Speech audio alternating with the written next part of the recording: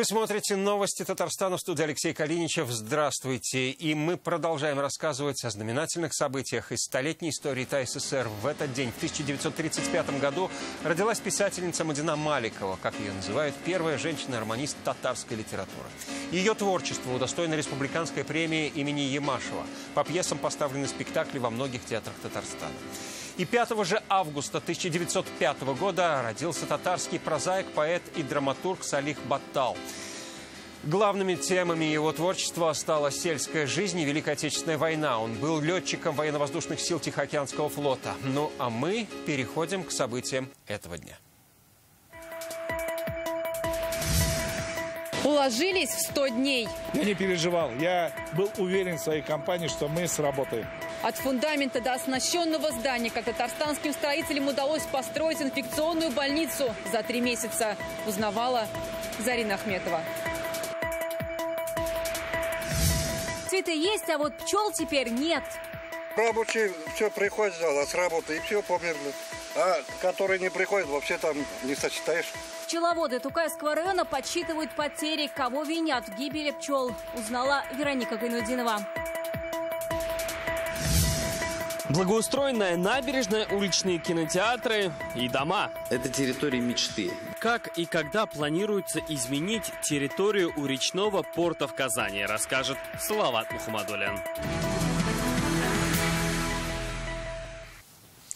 Рекорд за 100 дней. Сегодня новый корпус инфекционной больницы имени Агафонова в Казани получил одобрение на ввод в эксплуатацию. Госстройнадзор Татарстана выдал положительное заключение. Торжественное открытие клиники намечено на 10 августа. Но сегодня день не менее важный. Именно сегодня 100-й день с начала строительства. В республике таких рекордов еще не было. Эксклюзивный репортаж Зарины Ахметовой.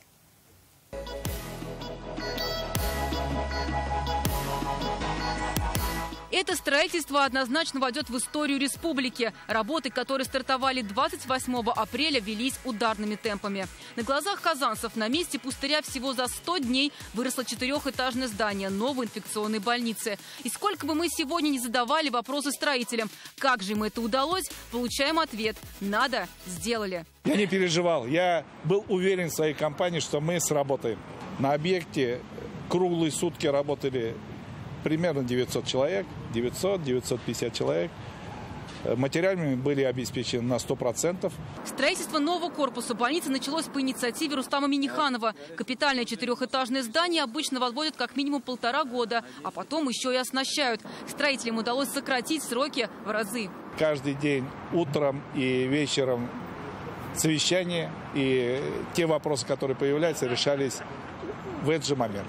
В день на объект завозили в 3 раза больше материалов. Увидеть, как постепенно менялся внешний вид здания, можно через репортажи наших корреспондентов. У татарстанской системы здравоохранения будет дополнительно 232 койки. Фактически все работали на одну цель – сдать объект за 100 дней. Это действительно задача архисложная. Объект сложный даже в плане того, что она напичкана оборудованием как технологическим, так и медицинским. В общем-то, там очень большое количество. Когда приехали сюда 2 месяца назад, работали каменщики, работали штукатуры, работали сантехники. О скорости строительства говорит и тот факт, что маляры приступили к работе примерно через 40 дней, когда 4-этажный корпус уже стоял. Наталья Лагина, как бригадир, собрала в кулак не только свой небольшой коллектив, но и волю. По 12 часов работы, практически без отдыха и выходных. Но результат, говорит, того стоил. Слова нет, у нас... Мы такого слова не знаем, потому что задача была поставлена, директор сказал, что это федеральная программа, и мы должны были ее выполнить. Такой фронт работы сделать за 2 месяца, это, мне кажется, просто не в человеческих силах. Но мы смогли без булдарабс. Примерно на 70-й день строительства Михаил Мишустин осматривал новую инфекционку и назвал объект сплавом технологий и оптимизации рабочего процесса. Обратите внимание, уже в тот день больница была практически готова. На сегодня здесь уже есть резервная котельная, подстанция и станция, которая будет обеспечивать медицинским газом больных. Только реанимационных комнат здесь 12. Больница оснащена и самыми современными рентгенами, ультразвуковыми и ИВЛ-аппаратами. Все здание, каждый этаж опоясывают балконы балконы. Но они не для того, чтобы дышать свежим воздухом, а для того, чтобы завозить больных в боксы. Так с ними минимизируются контакты в помещениях. Даже чтобы передать еду пациентам, врачам не обязательно заходить внутрь бокса. Для этого здесь есть вот такие вот специальные окошки. Они с функцией обеззараживания, и если дверь врач открывает с той стороны, с этой стороны пациент открыть ее уже не может. Сегодня новый корпус инфекционной больницы имени Агафонова в Казани получил одобрение на ввод в эксплуатацию. Госстройнадзор Татарстана выдал положительное заключение. Это станет настоящим подарком от строителей к юбилею ТАССР. Впрочем, для самих строителей это уже подарок своему профессиональному празднику. И это событие однозначно войдет в историю столетней республики. Зарина Ахметова, Александр Лобанов, ТНВ, Казань. Благодаря открытию нового корпуса временные инфекционные госпитали вернутся к привычному режиму работы по своему профилю. Об этом сегодня сообщил первый замминистра здравоохранения Татарстана Альмир Абашев. Новая инфекционка станет провизорным госпиталем для 2 миллионов жителей столицы Татарстана и 19 прилегающих районов. Все новые пациенты с коронавирусной инфекцией будут поступать именно туда. Мы очень надеемся, что при поддержке иных медицинских организаций, в том числе технологическим донором, при открытии будет республиканская клиническая больница. Она будет помощь оказывать коллегам в инфекционном стационаре для того, чтобы полноценно осуществлять многопрофильную помощь пациентам, поступающим с признаками острой респираторной вирусной инфекции. Тем временем сегодня в Татарстане подтверждено 28 новых случаев COVID-19. Все контактные, 4 человека госпитализированы, 24 лечатся дома. По-прежнему больше всего заболевших в Казани – это 20 случаев. За весь период в республике заболели 5751 человек, 4597 выздоровели. Из них 29 за минувшие сутки. Тест на выживаемость в очередной раз проходят пчеловоды Татарстана. В республике в 3-й раз в этом году зафиксирован массовый мор пчел. Потери подсчитывают пчеловоды села Игенче Тукаевского района. За сутки здесь погибли тысячи пчел. Такая ситуация во всех деревнях в радиусе 25 километров, говорят пасечники. Причины, по их мнению, химикаты, которыми обработали местные поля, и позднее позднее оповещение от агрохолдинга. Почему все усилия по предотвращению массового мора пчел в республике так и не увенчались успехом, разбиралась Вероника Гайнудинова. Вот все, что осталось от ульев. Мертвых пчел Наиль Садыков обнаружил утром. Теперь его пасека опустела практически полностью. Рабочие все приходят с работы и все померли. А которые не приходят, вообще там не сочетаешь. Но здесь вон уже пустые, пчел уже нету. Они должны уже гудеть, работать в это время. Погода позволяет. Пострадал практически каждый улей и у Владимира Матросова. От пчеловодов из ближайших сел он узнал. Такая ситуация у многих. Во всем винят обработку рапсового поля, которое опрыскивали днем ранее. Рапсовое поле, это бекон, вот она через поле, вот через огороды уже начинается рапсовое поле. Вот их результат. Они опрыскали рапс. Поле рапса химикатами 28-го у нас начали падать пчелы. Вот у нас вообще ничего не осталось. Что нам делать дальше? На место приехали специалисты управления сельского хозяйства и ветеринары Тукаевского района. Был организован комиссионный отбор проб, комиссионное обследование пасеки. В ходе обследования пасеки было обнаружено большое количество падежа пчел. Данные пчелы будут направлены в лабораторию город Казань в НИИВИ. И после получения результатов мы точно сможем сказать, от чего произошел падеж. По требованиям надзорных ведомств в Татарстане перед обработкой полей пчеловодов должны предупреждать за 3 дня, так как используются ядохимикаты. И чтобы у пасечников была возможность успеть перевести улья или закрыть их на эти дни. На основании приказа Минсельхоза в группе WhatsApp была создана рабочая комиссия, куда вошли начальник управления сельского хозяйства, представитель Россельхозцентра, Россельхознадзора, все главы сельских поселений, которые должны были вовремя, своевременно оповещать своих сельчан, пчеловодов, о предстоящих обработках.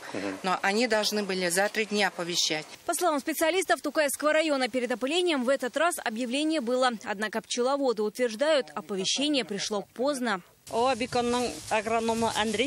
Агроном камского бекона Андрей Хохлов в нашу WhatsApp-группу пчеловодов отправил оповещение 27 июля, но обработали поля они в этот же день. Вот это видео, по словам пчеловодов, им отправил в общий чат главный агроном предприятия, владеющего полем. Сегодня 28 июля 2020 года. 18:55 по Москве. Вчера это поле обрабатывалось в ночь с 27 на 28 июля, обрабатывалось инсектицидом, о чем было оповещение в группе пчеловодов по Тукаевскому району. Когда все-таки было оповещение, запрос мы отправили в компанию «Камский бекон». И вот сегодня от них пришел ответ. Обществом соблюдаются нормы и рекомендации при применении препаратов. Причины гибели пчел определят результаты анализов. Сейчас комиссия выясняет причины пчелиного мора. Тем временем 5 пчеловодов обратились в прокуратуру района. Как они нам сегодня сообщили, пчелы мрут по сей день. Ситуация прояснится лишь в течение 2 недель. За это время должны быть готовы результаты экспертизы. Вероника Гайнудинова, Ильшат Аюпов, Рамиль Закиев, ТНВ, Тукаевский район. Вместе с пчеловодами Тукаевского района в этом году убытки понесли пасечники Тетюшского и Кукмарского районов. Это все происходит на фоне масштабной работы по предотвращению гибели насекомых, которую Минсельхоз развернул в прошлом году после аналогичных случаев. Напомним, тогда погибли 240 миллионов пчел. Это более 3000 пчелосемей. После этого сменился главный пчеловод республики. Прошла паспортизация пчеловодов, созданы рабочие группы для информирования. Совместно с агрохолдингами были определены сроки оповещения. Сейчас создается электронная карта пасек. Так почему же все это пока не дает ощутимых результатов? Ситуация, если не аналогичная, то очень напоминает год прошлый. Совместной работы надо, если честно, между пчеловодами и аграриями. И раньше тоже договаривались, никаких проблем не было. В последнее время, да, пчеловодство есть проблемы определенные, но на сегодняшний день вроде мы решаем по возможности. И аграрии, по крайней мере, уже понимающие и знают то, что за определенные их действия они будут наказаны. Сейчас к другим новостям. Набережная длиной в 9 километров. Новый конгресс-холл и пешеходный переход между 2 берегами. Так может измениться территория в районе Казанского речного порта. Сегодня в городе презентовали ее новую концепцию. Кроме благоустройства, в зоне будущей реновации планируется построить 1 000 000 квадратных метров жилья, 2 школы и детский сад. Когда планируется реализовать проекты, что пока мешает запустить процесс, узнавал Салават Мухаммадуллин. Берег Волги – одно из лучших мест для отдыха и прогулок. Правда, пока только потенциально. Сейчас здесь отстойники для грузовых судов, гаражи, склады, даже вот что-то похожее на свалку. И это чуть ли не в сердце столицы. Из-за пыли от грузовиков из машины выходить здесь не особо хочется. А на фоне заброшенные предприятия. И эту картину решили навсегда изменить.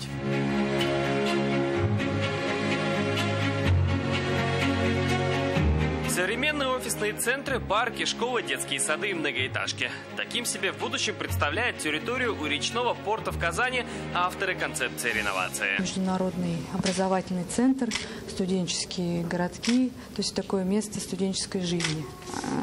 Это еще в конце косы оно бы активизировало эту территорию очень сильно. А по поводу сроков, денег, это очень сложный вопрос, там гигантское количество собственников. Как посчитали, на этой территории здание аж 146 собственников. К тому же не вся земля муниципальная. Со всеми придется договариваться. Дело даже не 5 лет. Я думаю, что какие-то и документация на несколько лет, я думаю, будет развиваться. Я думаю, какие-то отдельные проекты, наверное, начнут появляться. Но самый дорогостоящий, конечно, будет проект – это общественные территории. Помочь должны инвесторы. На территории планируют построить 1 000 000 квадратных метров. Для сравнения, это треть от годового плана по строительству жилья в республике. А потому концепция обсуждается вместе с предпринимателями и застройщиками. Сегодня прошла одна из таких встреч. Это территория мечты. Прибыль тоже там, безусловно, должна быть. Без этого бизнес. Но я всех призываю под флагом будущего Казани, любви к Казани, сделать что-то нечто такое командой, чтобы было гордостью на следующие десятилетия. Пока же улица Портовая не самое популярное место у горожан и гостей столицы. Казань – это единственный, наверное, город, который стоит на Волге и не имеет нормального выхода, нормальной набережной, чтобы народ, горожане наслаждались этой великой рекой. Стоит благоустроить, да. А что бы вы хотели видеть? Чтобы посидеть, как парк. Возле воды, самое главное. Я там уже давно не была, я даже не знаю, в каком сейчас состоянии. Ну, конечно, если есть такая возможность, то лучше улучшить. Сейчас подобные встречи с бизнесом и собственниками будут проходить каждую неделю. Первым же делом архитекторы планируют разработать итоговую концепцию, чтобы уже потом перейти к обсуждению и принятию конкретных проектов. Салават Мухаммадуллин, Ильшат Мухаметов, ТНВ, Казань. Национальная библиотека Татарстана готовится к переезду в новое для себя здание и с новым руководителем. Опытный управленец Мадина Тимирзянова возглавила коллектив на новом и ответственном этапе преобразования. Сегодня уже прошла презентация обновленного здания бывшего НКЦ, куда и переедет нацбиблиотека. Ее концепция претерпела колоссальные изменения, она станет многофункциональным общественным пространством. Каким оно будет и когда сможет принять уже первых читателей, расскажет Вероника Гайнудинова. Чтобы хождение других людей не мешало сконцентрироваться, вот у нас специальная такой терраса. Специальные полы создают шумоизоляцию, чтобы одни читатели не мешали другим. Трансформация бывшего национально-культурного центра в многофункциональный состоится после переезда сюда Национальной библиотеки. НКЦ теперь будет не узнать. Сейчас вовсю идут строительные работы. Здесь колоссальный блок, который посвящен работе с книгой, оцифровке, реставрации. Здесь закуплено реставрационное оборудование, потому что, конечно, огромное количество наших памятников письменности нуждаются в бережном отношении и в профессиональной квалифицированной работе. Трансформация ждет не только сам центр, но и саму библиотеку. На первом этаже современная читальная зона. Здесь свои пространства будут у детей, подростков, а еще музыкальные и компьютерные залы. Даже своя студия звукозаписи и театр горожан. На втором уже зал классический для чтения и работы. Только здесь будут доступны читателям 150 тысяч книг и документов на разных языках. Фонды, которые современные технологии позволят их сохранить, позволят сделать процесс их изучения захватывающим процессом не только для жителей Республики Татарстан, но и многих людей, которые проживают за ее пределами.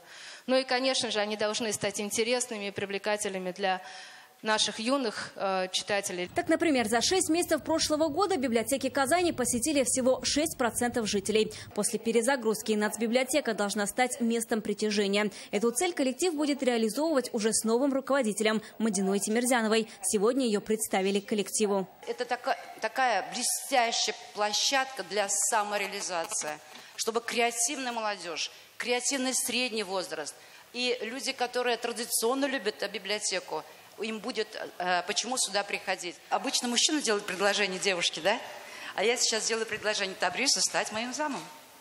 Заместителем Мадины Тимирзяновой стал Табрис Ярулин. Он в том числе будет отвечать за работу с городской татарской молодежью и реализовывать проекты на площадках нацбиблиотеки. Помимо открытого хранения, будет целых 6 книгохранилищ здесь в подвале. Стеллажи уже завезли. И только представьте, здесь разместят 2 миллиона книг. Пространство уже оснастили специальной системой регулирования влажности и климат-контролем. Обновление здания планируют завершить к сентябрю. После нацбиблиотека сразу переедет сюда. А дом Ушковой, где находилось книгохранилище, раньше будут реставрировать. Вероника Гайнудинова, Данил Филатов, ТНВ, Казань. В Казани началась реставрация дома Карла Мюфке 1896 года постройки. Здание в стиле модерн находится на улице Хади-Атласи. В нем архитектор жил сам. Всего в Казани он построил 5 зданий в стиле модерн, в том числе знаменитый дом Зинаиды Ушковой. На гонорар от этого он и возвел свой, уже ставший историческим особняк. До недавнего времени в нем располагался филиал детского сада. Что скрывают стены исторического особняка и какое теперь у него будет предназначение, узнавала Зарина Ахметова. Очень много суждений по этому зданию, и связанных с тем, что здесь есть много тайников. Один из них, безусловно, мы нашли. Мы раскроем такую вот для вас тайну. Он есть, спрятан был в шкафу. И, видимо, тогда, в конце 19 века, здесь хранились ценные для семьи вещи. Реставраторы уверены, этот тайник не единственный. Остальные ищут в процессе ремонта. Золота здесь, конечно же, уже нет, но сам особняк – это сокровище. Объект культурного наследия в своем роде уникален. В 1896 году был возведен по проекту Мюфки, и до 1912 года сам Мюфки здесь жил. И действительно вы видите, насколько подлинные уникальные интерьеры присутствуют в здании. Стоит только взглянуть на деревянные потолки из вишни и витражные окна. Это те детали, которые сохранились от первого хозяина. Испытания временем прошли и двери. Сейчас их полностью восстанавливают. Мы закроем вопросы с кровлей. Объект ждет реставрация интерьеров, подлинных всех элементов, балконов. Предполагается также, сегодня есть крайняя необходимость, это гидроизоляция и усиление фундаментов. Поговаривают, что свой особняк Карл Мюфки возвел на гонорар от одного заказа. Остается только гадать, что это было. Казанский художественный институт, переустройство главного здания Императорского университета или дом Ушкова, где сейчас располагается нацбиблиотека. Как и этим проектом, дому тоже хотят вернуть первоначальный вид. Чтобы вернуть былую молодость, красоту и свежесть зданию, как и женщине, требуется уход. И сегодня здесь над этим трудятся не косметологи, а реставраторы и строители. Последний раз ремонт здесь проводился 60 лет назад. Как раз тогда, когда помещение передали детскому саду. Но приводить сюда теперь будут не малышей. Мы будем думать теперь, как вернуть к жизни не только архитектурный облик, не только само здание, но и внутреннее содержание. Потому что раньше здесь был детский сад. К сожалению, по современным санитарным нормам детский сад уже невозможно разместить. Решается и вопрос об увеличении финансирования. Изначально на ремонт выделили 20 миллионов рублей. Но, учитывая уникальность и сложность реставрации, цифра может поменяться. А пока завершить первый этап работ по проекту планируют в марте 2021 года. Зарина Ахметова, Вадим Ларионов, ТНВ, Казань. Налоговики выставили счет Равилю Зиганшину за недочеты на нетатарстанских подрядах. О битве налоговой службы и ПСО «Казань» читайте в расследовании журналистов интернет-газеты «Реальное время». Время пришло. Впервые театр Тинчурина покажет спектакль «Под открытым небом». Своими усилиями во дворе театра построили уличную сцену на 50 человек. Зрителей встречают с масками, перчатками и санитайзерами. И прямо сейчас там находится Лилия Кашфарова. Лилия, вернулись ли зрители в театр? Да, Алексей, добрый вечер. Зрители вернулись, потому что творческий голод – это тоже голод. И мы сегодня здесь впервые в театре Тинчурина показывают спектакль «Под открытым небом». Специально для этого во дворе соорудили сцену, сделали даже навесы на случай дождя. А конкретнее, как готовились, рассказал нам директор театра. Для этого события, так скажем, мы готовились уже с прошлого года. Все требования Роспотребнадзора мы исполняем полностью. У нас будут и разметки, и маски, у нас и санитайзеры, и обработка, у нас стульев, столов. Для безопасности и зрителей, и актеров приняты все меры предосторожности. Выдаются маски, перчатки. Обратите внимание на рассадку. Зрители сидят в шахматном порядке. Между ними расстояние 1,5 метра. Разумеется, обе стороны очень скучали. Своими эмоциями успели поделиться актеры до начала выступления. Безусловно, мы скучали за этот долгий период. Даже у нас были опаски, что мы потеряем свои навыки мастерства, так как артист, он должен всегда работать, существовать на сцене. Ну вот, у нас появилась возможность, хоть и не в театре, не в здании, но на улице встретиться с зрителями. По зрителям скучал. 18 марта я самолично сыграл свой крайний спектакль в том сезоне. И я посчитал, около 170 дней мы были без зрителей, то есть не было вот этого живого общения. И, наконец-то, 5 августа 2020 года во дворе у нас наша администрация соорудила такую классную площадку. В августе вы можете еще успеть на 6 спектаклей. Расписание можно посмотреть на сайте. Ну а пока мы продолжаем наслаждаться искусством, а с вами прощаемся. Алексей? Спасибо, Лилия. Мы продолжим выпуск. Тесные экономические торговые связи, политическая дружба, общие исторические корни. Даже поэты, близкие по духу, как Тукай и Абай. Татарстан и Казахстан, как два брата, связанные крепкой нитью дружбы и родства. В этой стране живут более 200 тысяч наших соотечественников. И столетний юбилей ТССР они воспринимают как свой праздник.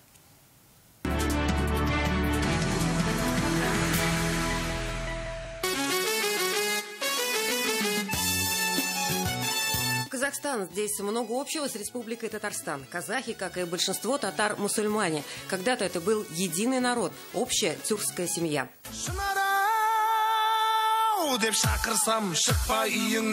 Слова песен понятны, практически без перевода. Говорят, если казах и татарин попытаются общаться друг с другом, то поначалу им будет нелегко, а уже через пару минут они смогут улавливать суть разговора. Еще до X века представители нашего народа жили на земле Казахстана.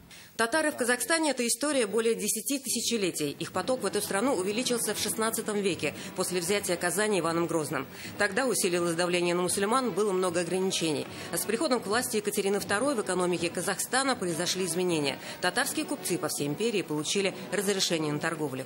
Наши соотечественники, жившие в Семипалатинске, братья Мусины, получили у императрицы разрешение на торговлю мукой с Китаем.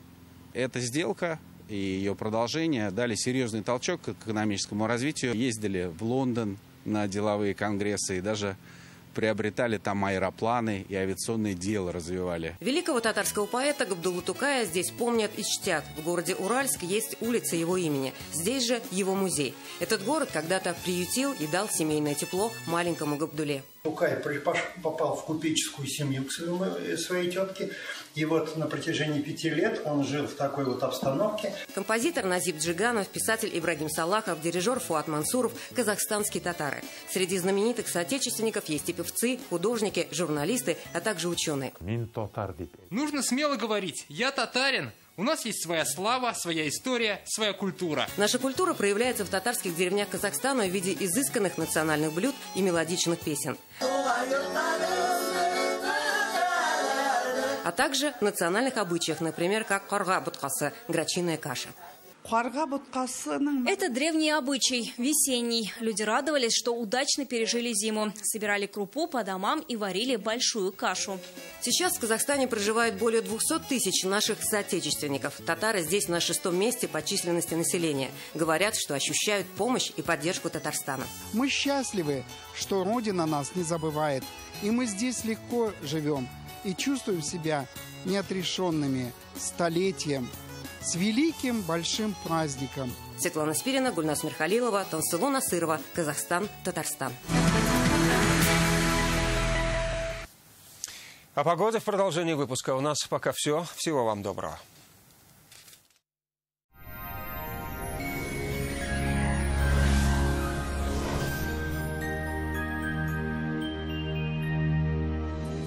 Здравствуйте! Солнечный антициклон подарит жителям республики еще один ясный и знойный день.